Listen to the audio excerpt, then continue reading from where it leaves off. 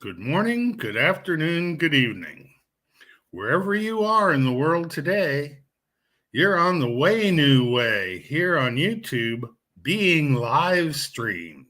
So if you happen to be in the audience, feel free to jump into the chat and say what you're going to say because I know you want to say it. I'm Dr. Lenny Time. I'm here as the host of this member of the Virtually Not Alone network, which means if you're sitting at home alone and nobody else is there, well, you're with us. And so somebody else is there. Today, I've got the opportunity to interview my friend from Newcastle, England, who works as a radio show host. And his radio show is on Revolution Radio at Saturday morning at 11 a.m. He goes by the name of Open Philosopher, and we'll get more into details. I'd like to introduce you all to Dennis Barker. Hey, Dennis, how are you doing? Hi, Lenny. Good to see you, man. We met back, we met probably in 2016 in Flame before I had the New Way Radio. And New Way Radio was on Steampunk Radio, had maybe 200 episodes. And I'd say Dennis was a regular for, in the crowd at least, for about 150 of the 200. So we go way back. Dennis is currently located in Newcastle, England. It is England, right? Yeah, it is. Hasn't changed. You know, with the Mandela effects, the maps change so often, and there are new places on the map. And when you go to the old places that you knew about in your life, something's wrong. It's like, wait a minute, that house on that corner was over on that side of the street. And everything's just a little off. I don't get it. Anyway, Dennis, introduce yourself to the audience and we'll start our conversations.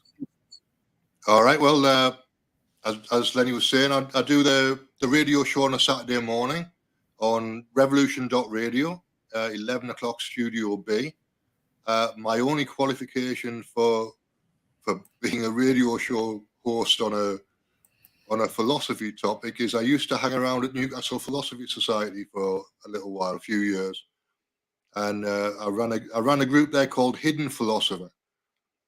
So that's where the Open Philosopher name came from for the show. But that was an interview group, so I didn't have to know anything. All I had to do was be able to ask questions. And the format came from a clinical psychologist that I know.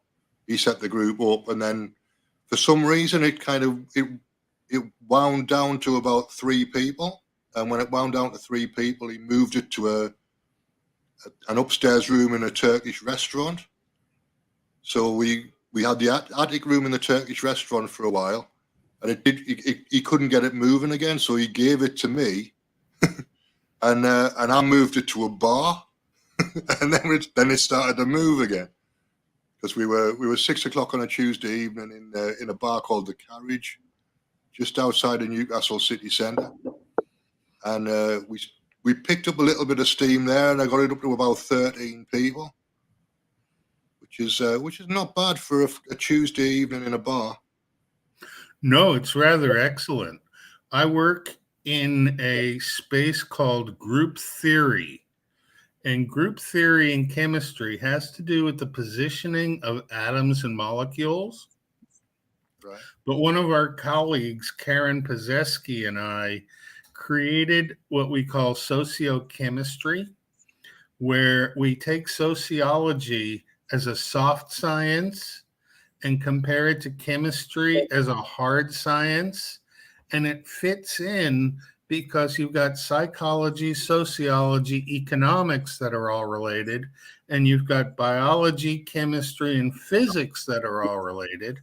And nobody in any of those fields talks with anybody else except the scientists all use the same mathematics.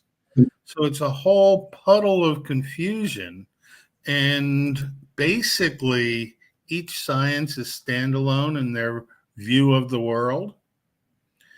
But because chemistry and sociology are in the same relative position in the hard and soft sciences, I believe that says that their mathematics are the same.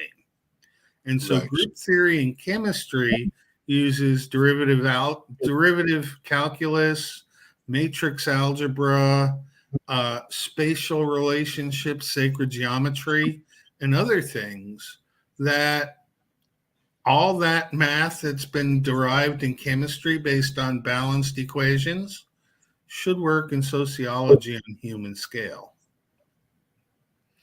And so we're merging the two, calling it sociochemistry, and observing people in groups to see if the way the group functions fits the mathematics of chemistry. Right. We use the Fibonacci sequence. And if your philosophy group got down to 3 and then started building it back up, 3, a group going up, next number is 5, followed by 8 and 13. Yep. So you reset the 1 to be 3, and the second one becomes 5, and the 2 becomes a group of 8. The 3 is a group of 13. The 5 is a group of 21. And if you got 30 people, that's pretty darn close to 34, the next number, which would be a reset to 8. But remember, down here, we started at 3. Right, yeah. And 3 to 8 is just at the edge of the scale for what I believe fractals run on. Right. Fractals are different versions of the same thing at different scales. Yeah. And human scale is Dennis is one human, Lenny is one human, Dolly is one human. Everybody gets to be their individual human, and you can't subdivide a human to something less than a human and stay on human scale. Right, that makes sense. And so it moves to the point where the biggest part of human scale would be the group of all humans, right? Right. What do they say, 8 billion right now? Yeah, roughly.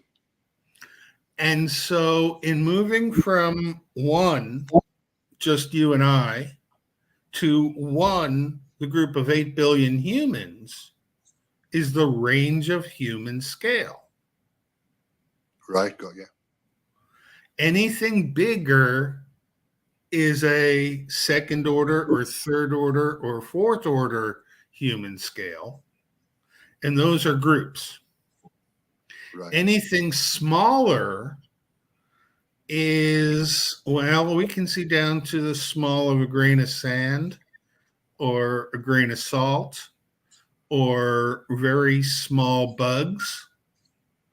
But from that perspective, the very small bugs, I'm sure, can see very small bugs at the grain of sand scale on their perspective.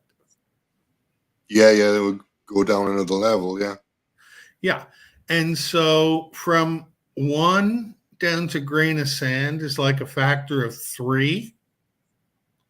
So my theory says that you have to be pi, 3.14 units away from something for you to be far enough away that you can have a fractal. Okay, yeah. Anything closer has overlap and can't be considered a fractal. Right, makes sense, yeah. That was a tough definition to get out. Right. Because everybody uses fractal the way they use quantum. Right, yeah, too vague. And if you get down to it, one on human scale is one quanta of human. Right, okay. Yeah. But that's incidental. That's just my thinking as a scientist. And so science doesn't talk to itself because the biologists have their language, and the chemists have our language, and the physicists have their language, and the mathematicians have proofs that you have to make true in order to use the mathematics. And therefore, they have a filter on what's true at the mathematical level. And so everybody speaks truth in their own language, and the truths go this way. Nobody manages to actually communicate with each other. And I call that the truth community, because everybody has their personal truth. And on a fractal scale, once you're far enough away, the thinking entity on that scale sees itself as human on human scale and has their lifetime normalized to 80 years and undergoes a world with a narrative, and those narratives repeat over time in different worlds. And the dominant narrative is the one we happen to have our consciousness in at this moment. Right. However, I'm convinced that our consciousness are not in the dominant timeline that has most of the people on the earth. That timeline has other things that happened with the same humans on the same human scale, normalized to whatever scale it appears on. Now, from human scale, there's 10 to the 34 scales smaller till you get to the Planck constant. The one can't be subdivided anymore. Right. And there's 89 scales of bigger that are in the rocks and stars. And what we imagine is bigger, which are rocks and stars. And what we imagine is bigger is rocks and stars. Some imagination that these scientists that call themselves physicists actually use. But physics is a construct. Chemistry is a construct. Biology is a construct. Now, chemistry and biology are supposed to fit hand in glove. And so we have this field called biochemistry that takes the chemistry, which is known in the chemistry model, and applies it to biology, while at the same time the biologists take the biology model and try and translate what they see back into chemistry. Yeah. So we get a whole bunch of stuff about amino acids and DNA, and that's as much as normies can focus on in the world of biology from a chemistry aspect. Right. If you talk anything else about biochemistry, like what I was doing in chemistry to get my PhD was making models of active sites of enzymes, which are inorganic, not organic. So every time somebody says something is not organic, to me that implies that it's inorganic. Nothing wrong with it. It's not a slur. But you talk to these people who are batshit crazy about organic food, and you say, well, what about all the inorganic components of the food? Oh, no, that's not natural. Those are additives. Can we hang a big BS on that and move on to the next topic?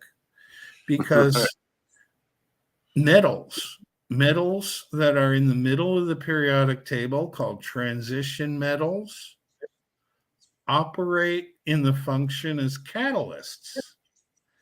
And if you have a catalyst that can make an organic reaction happen at a different rate, well, that's called building a mechanism. If we take chemistry of biochemistry and we apply it to human scale, right now there is absolutely no mechanism to get out of this world that we have right now, where the news tells us all about the White House's cocaine habits and what's going on in Ukraine, where the Ukrainians are whipping the Russians' ass, even though the Russians have the capability of making munitions, and the Ukrainians are spending the money that they get to buy munitions buying politicians instead. Yeah. I think I had enough of that rant.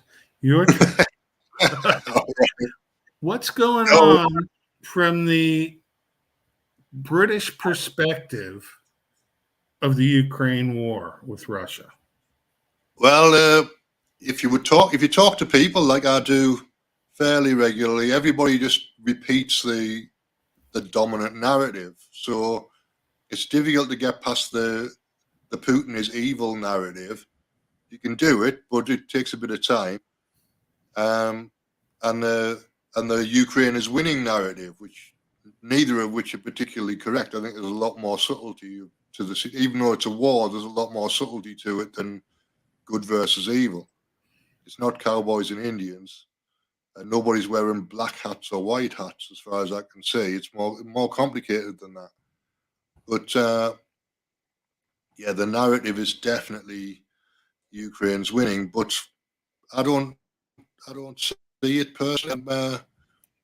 I get most of my information from the Duran, which is a geopolitics podcast, basically the YouTube channel or whatever. So I listen to those people, and I listen to Scott Ritter, and I listen to Colonel Douglas McGregor, and then I listen to a little bit of the BBC to see if there's anything on the BBC that matches with what they're saying, and usually there isn't.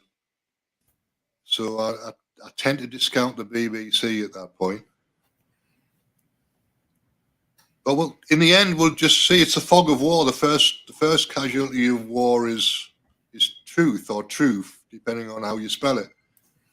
So there's nobody can know for sure unless they're actually on a battlefield, is there, really? So all we get is the narrative. So I think that the narrative is a common overlay between similar timelines, and that timelines that are on the scale of, say, cell biology, normalize human scale 80 years to the life of one cell, which, depending on the type of cell it is, if it's a blood cell, that could be 3 days. If it's a bone cell, that could be the whole 80 years. But because the cell from its own perspective can't tell what's going on, but needs a set of instructions, every white blood cell has the same narrative as every other white blood cell, but the population of humans within that narrative are the same people, different constraints. But you have these pillars of things that happen, like 9/11, when they blew the towers out and they sent a missile into the Pentagon, and a plane crashed in Pennsylvania that had no dead bodies. And so when you run through in other timelines on the same narrative, there were dead bodies in Pennsylvania. It's just that the one that led to this reality, there wasn't. and the event still took place. So the timelines are synced to the event.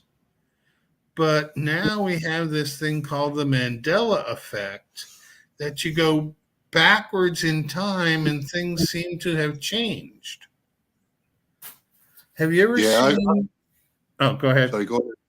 No, I was just going to say I went for a tarot reading in November 2020, and the woman I went to was a 30-year veteran of all things psychic and remote viewing, so she knows her stuff. She's probably not around anymore, but at that point she'd been doing it for 30 years, and she went through the whole of the next year, so pretty much the whole of 2021, 2001, whatever.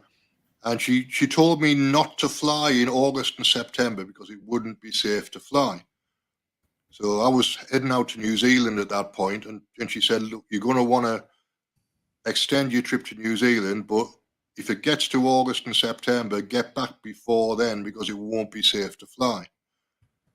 So I knew there was something going to happen 10 months before it happened.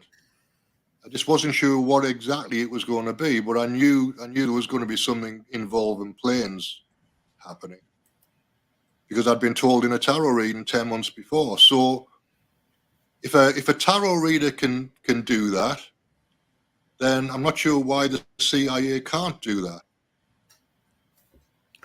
I have taken to thinking that maybe they've been doing CGI, computer graphics, since they introduced television into living rooms.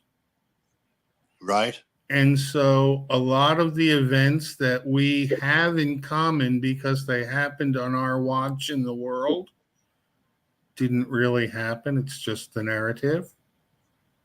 Right.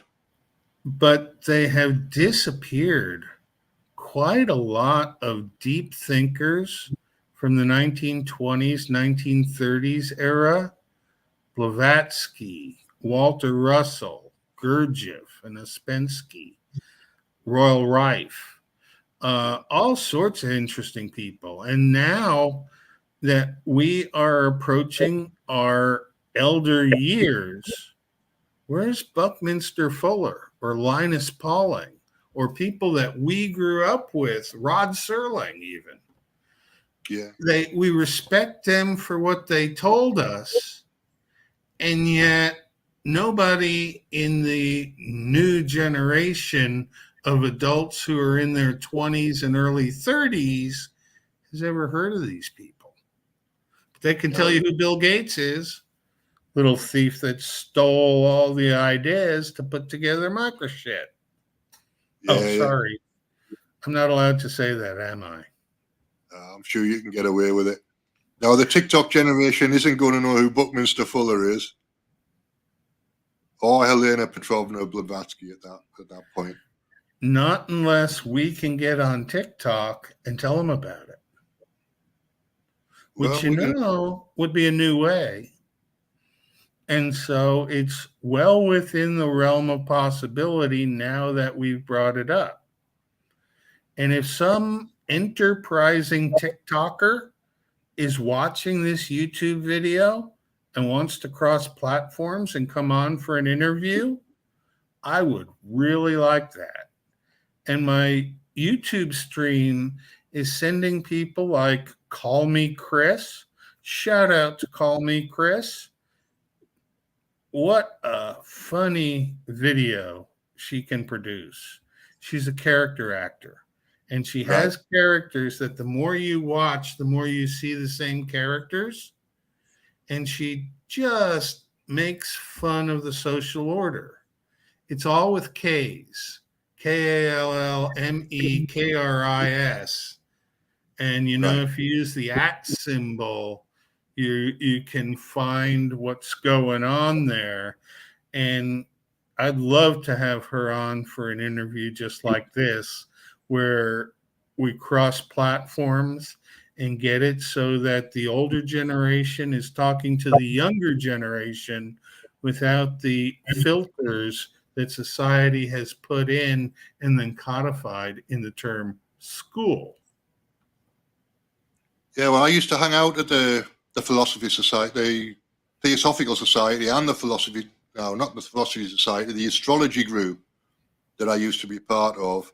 That was an offshoot of the Theosophical Society, and they used to have public lectures in London. This is public lectures on a Sunday evening at 5 o'clock, 5 till 7 usually, and then we would hang out and have coffee and biscuits afterwards. And then go to McDonald's or somewhere that was open where we could get another coffee when we got kicked out of the Theosophical Society. So we'd be talking nonsense about multiple etheric fields and what have you till about midnight some Sundays. Those were good conversations. That's not something that would be on TikTok, though, I wouldn't have thought. You see, it's funny because I can tell the value of conversations that I have with people by whether I need my journal handy or not. Right. And I know that I better have a journal handy whenever you and I talk, because there's always ideas to kick out and remember. And if I didn't write it down in the journal, I would lose where I talked about it. Right, yeah. But one of the things I found from going back to the old New Way radio shows is that I wish at the time we had made them, we had somebody sitting in the audience making notes on what time it was when we had certain discussions. Right. Because I know we had the discussions, but there's 200 2-hour episodes, and they are locked on the Steam blockchain. So they're actually somewhere on the internet. But you know what? They told us that these blockchains would be readily accessible, and they're not.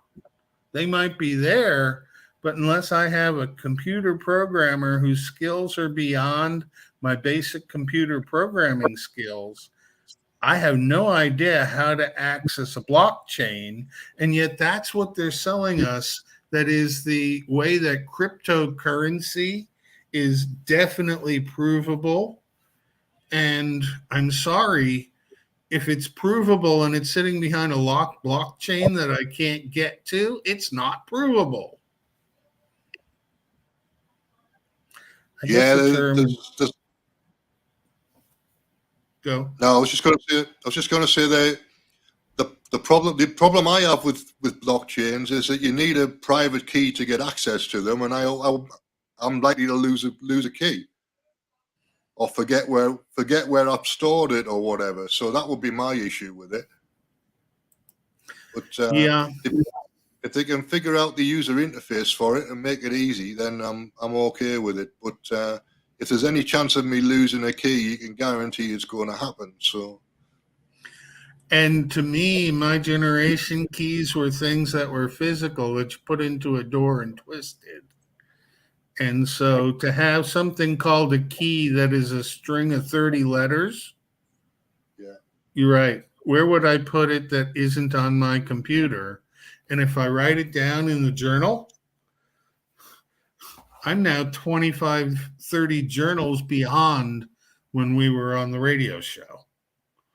Ain't no way that's going to happen. But the term I was coming up with there was falsifiable. And something to be falsifiable means you can say yes or no, this is true or this is not true. And most of what the truth community takes as truth is not anywhere near falsifiable. We used to count on publications, and the normies still count on them. The Washington Post and the New York Times gives you information, and you can check that information is true because the Washington Post or the New York Times says it's true. And maybe they'll cite the Rolling Stone. But, you know, everything is fiction until there's a fact behind it. And some of the things that we consider fact are fiction, but they're embedded in our knowledge. So as a chemist, I can work from the model of chemistry without a problem. I know it backwards and forwards.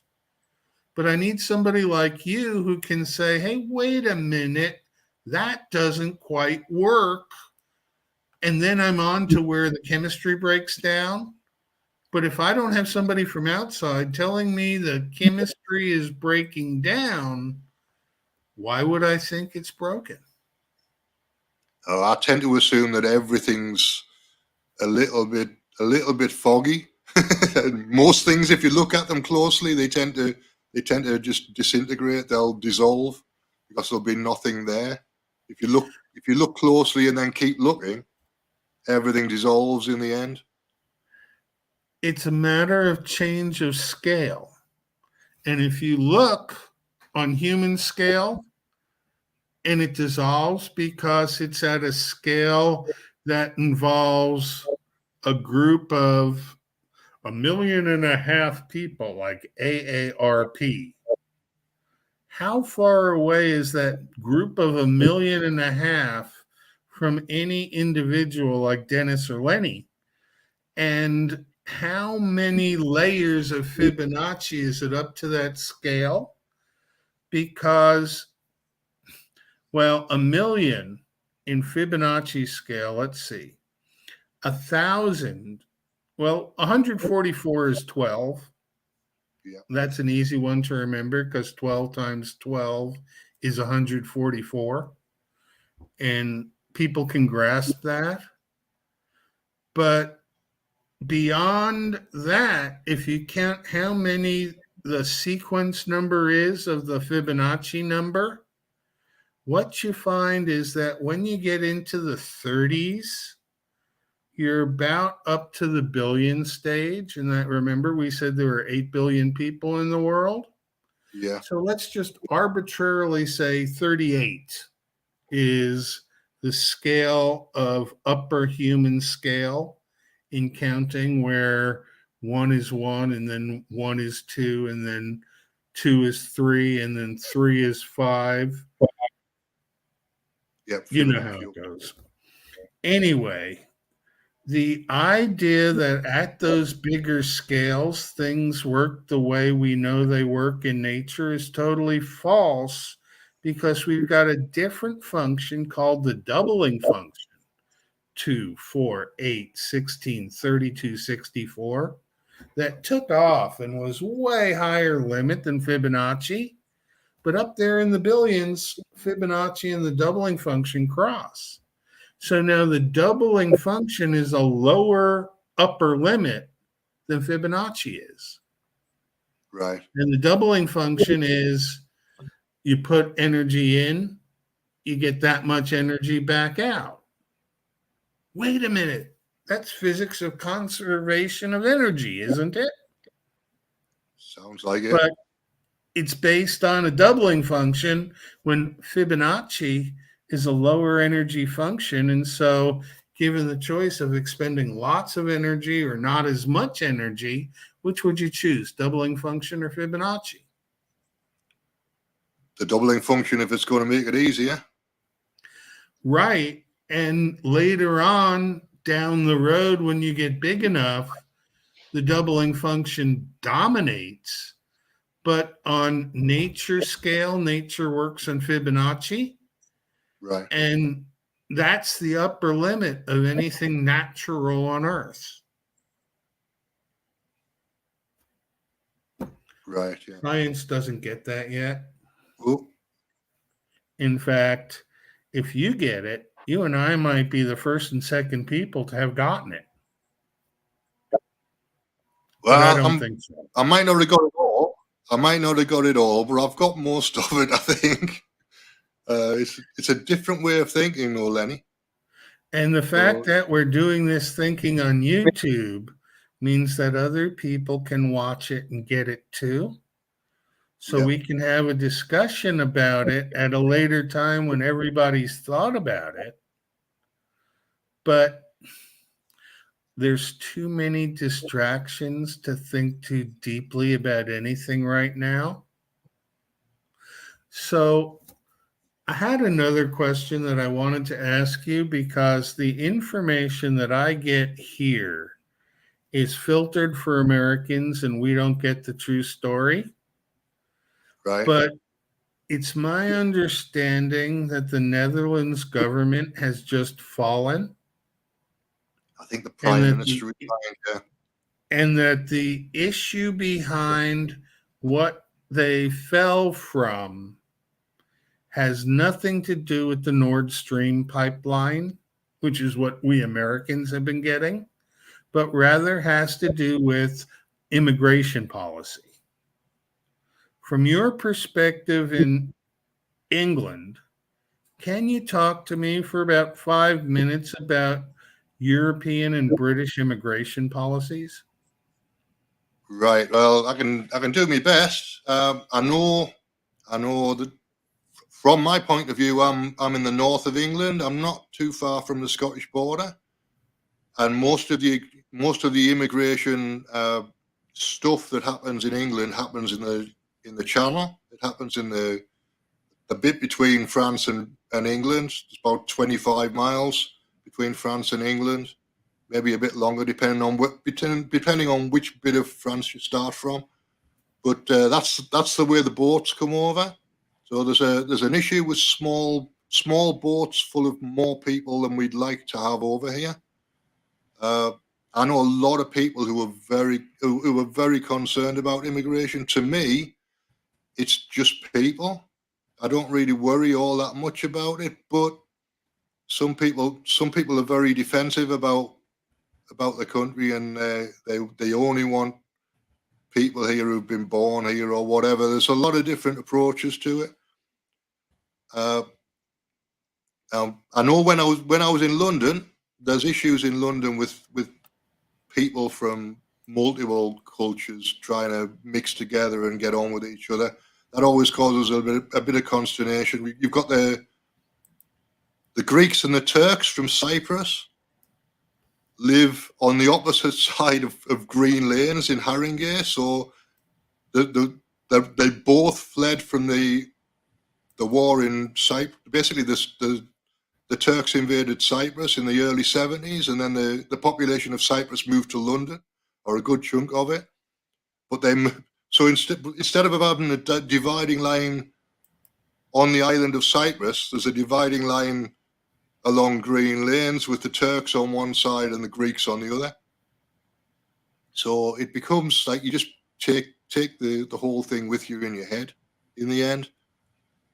I'm not sure it matters through 2 generations later, but it would have mattered in the 70s, I think. But everybody more or less gets on.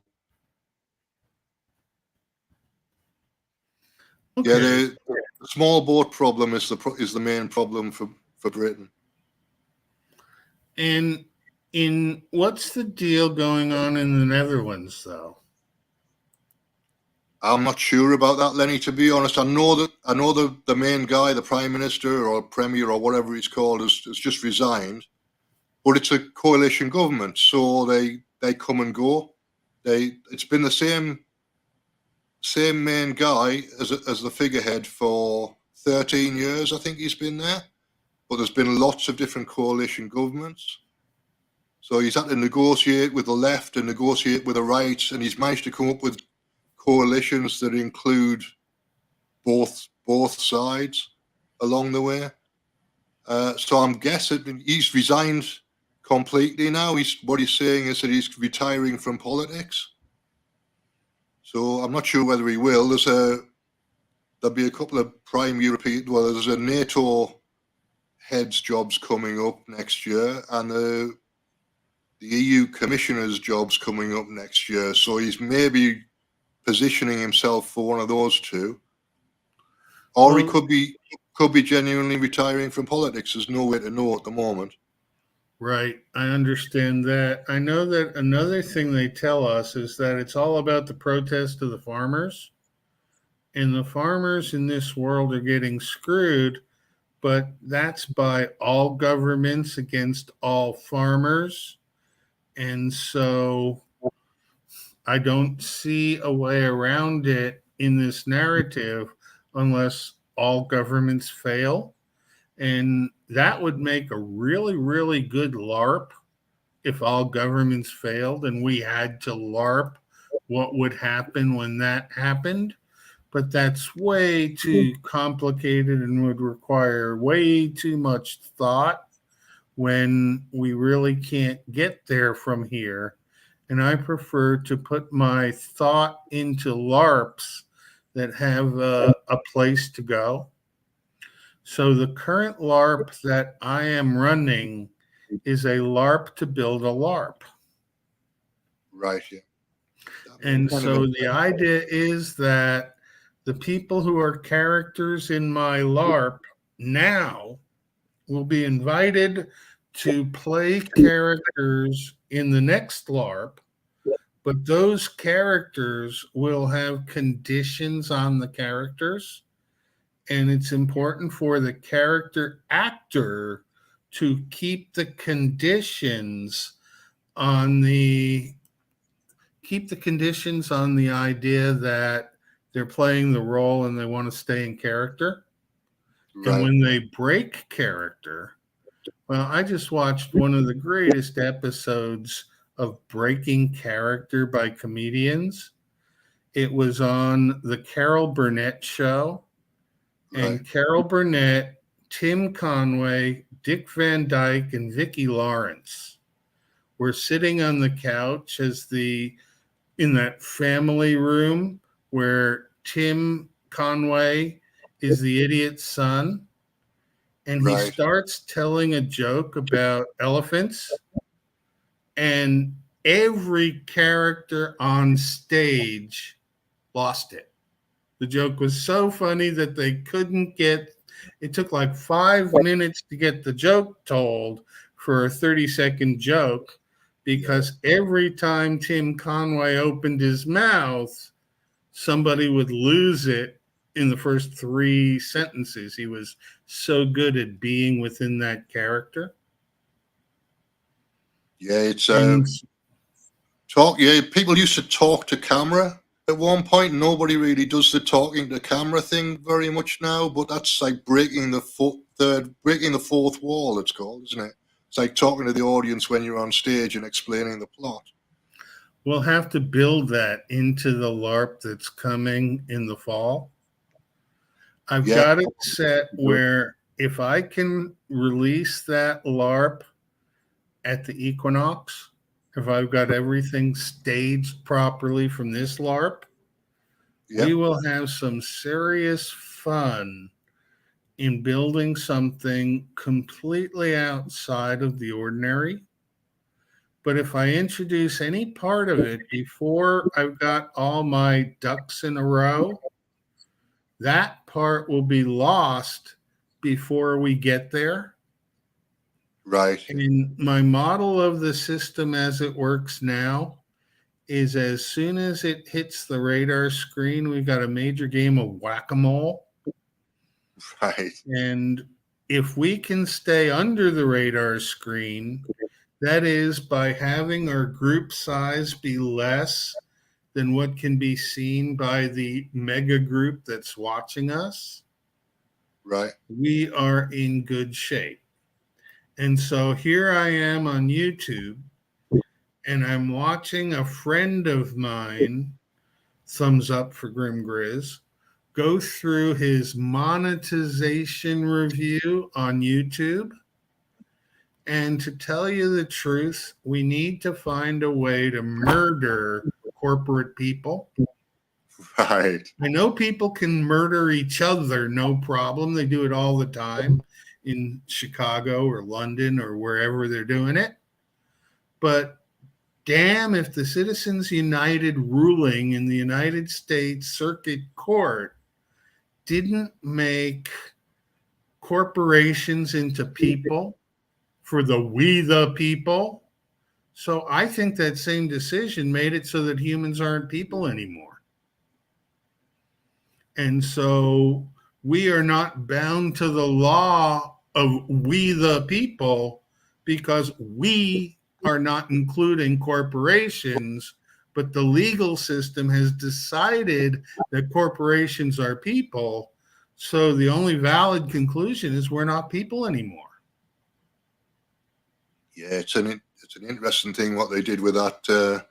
It's a magical thing, really. It's creating a thought form. A company becomes a thought form, which becomes an entity in its own right, when actually it's tied to the people who are on the board or the management structure or whatever. But you lose your need for liability when you turn the company into its own entity. So it becomes almost a living thing at that point.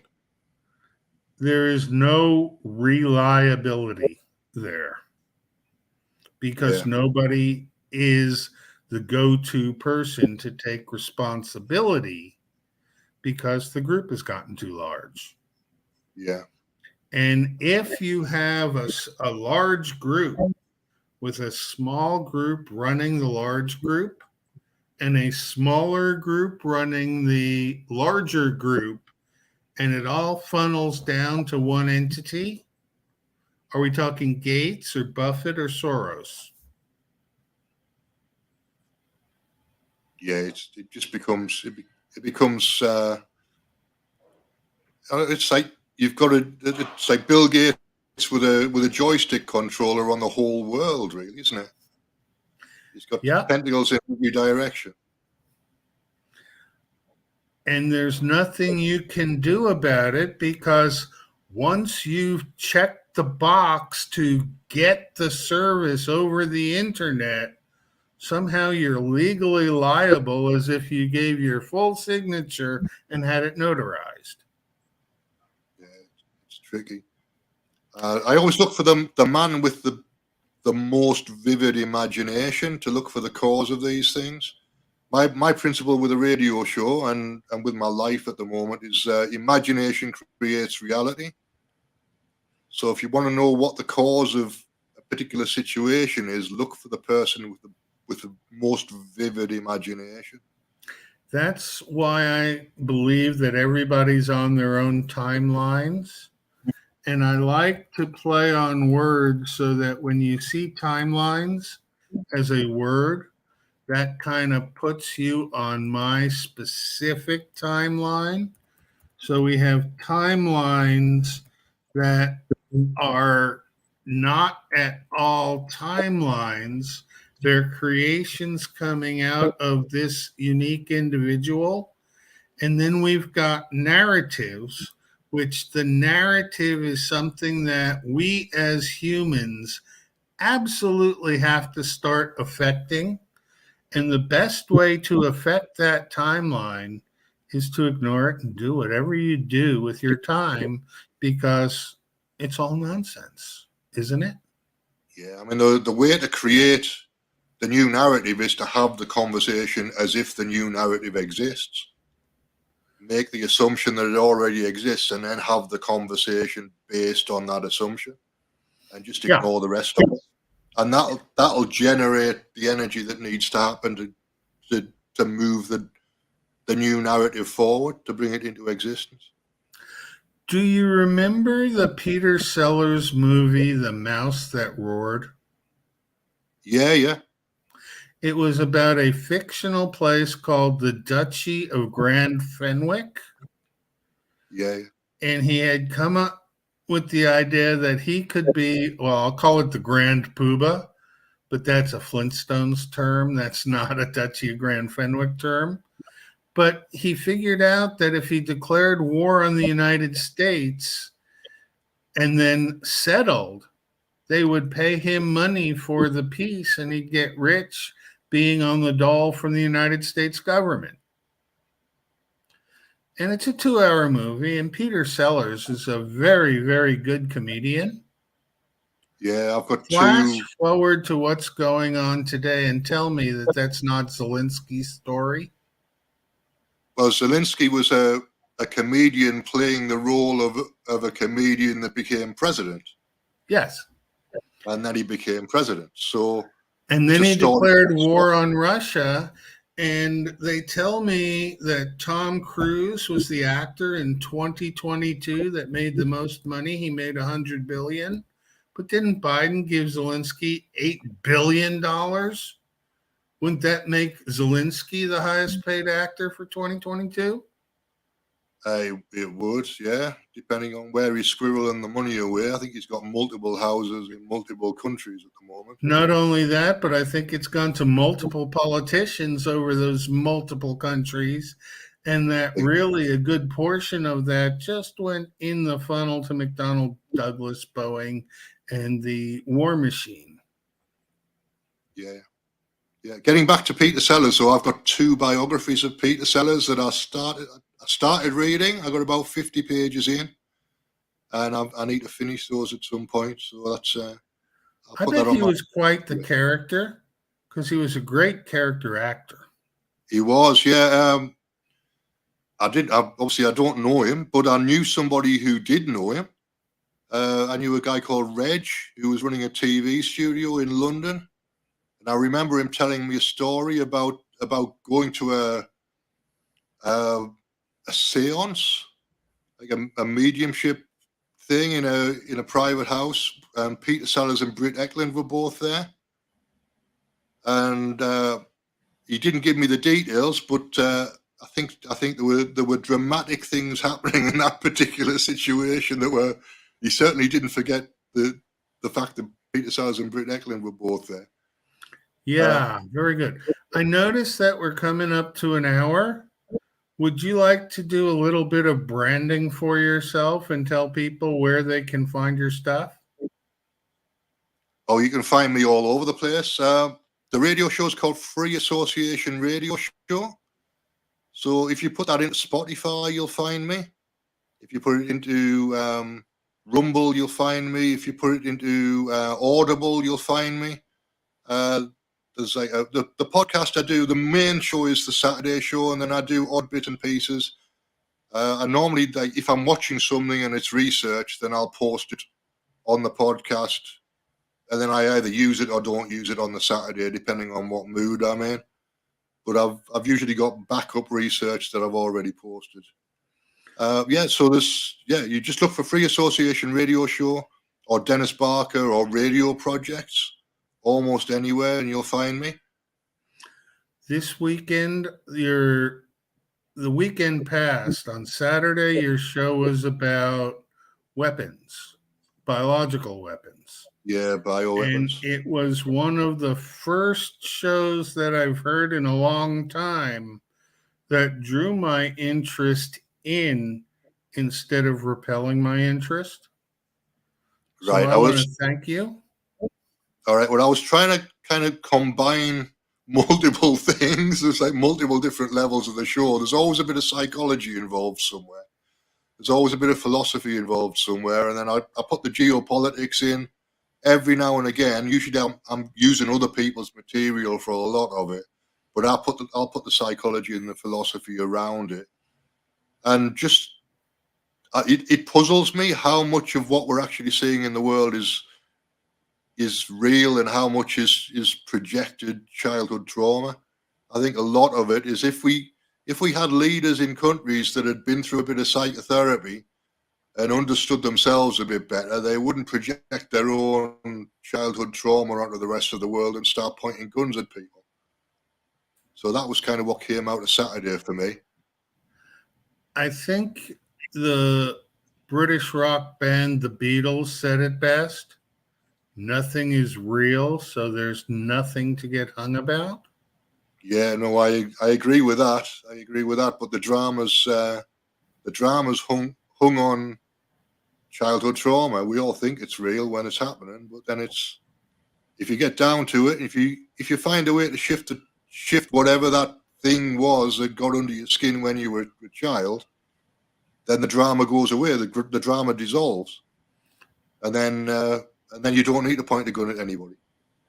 You know, it's kind of funny because I'm now 65 years old and I'm living with Mom, who is approaching 90, and she lives in Mom's world, which is the same world she lived in the 1950s when I was born. Well, we maybe have advanced into the 1960s, but I came here 3 years ago and ended up in ended up here stuck with COVID and at odds with mom, and had to get out to the point where I just flew home as soon as it was available to do.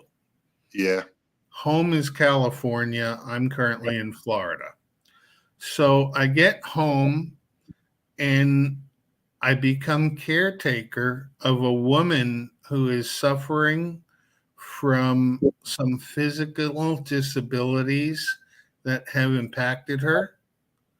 Right. And in being there as the caretaker, I took on the role of French from family affair to be a butler and do things in the role of a butler so that I didn't bring my personal feelings into it, Right. and played that LARP for a while. And it died, and then had a personal relationship with the person I was taking care of until we no longer meshed and I had to leave. Right. So then mom fell, and I had to come back to Florida for take 2 of Doc living with his mom. And after the first 2 weeks, I came to the realization that I could not play the same character that I had played from 2018, 2019 with mom, or I'd have the same exact outcome. So I shifted the character lines and became the character of me taking care of mom without giving her say over the interaction between the two of us. Because when she has say, I get treated like a 12-year-old. And part of my frustration last time was being a grown person who's been out on his own for 40 years? Well, not really, because I had time to raise a family and be split from that and all sorts of things. But it got to the point where now there are certain topics that are off limits to mom. And when she brings them up, she instantly brings up this ogre who tells her it's none of her business, shut up, to the point where she's done it often enough to realize that it's a reaction to a behavior, and she stopped behaving like that. And so she's at the point where she is totally tired of me being here running her life, which means that I must have successfully flipped the relationship to the point where I can be the child taking care of an elderly parent and not her being the parent taking care of a child. Yeah, it's a tricky relationships with mothers are always tricky. I know that from experience. I'm going to thank you for being here, because I really try not to run too much over an hour. I'm going to put you off screen, hang out, because after I end the broadcast, we'll still talk. Okay, no worries, Lenny. And I'd like to thank the audience for being here. If you were here live and in the comments, a +1 on a savings throw, that we don't do savings throws here, but maybe places where they do have savings throws, that could save you. I don't know. It sometimes works that way. It sometimes doesn't. But I'm Dr. Lenny Time. I am a scientismist, which means that if you want the science of chemistry to be explained to you, I'm a good person to do it. And I can explain physics, math, and other things in terms of the chemistry. And so hopefully we'll find a new way by having each of us think in the mode that we think, and not trying to bring it all together too soon. So let me tell you all to be well and be well.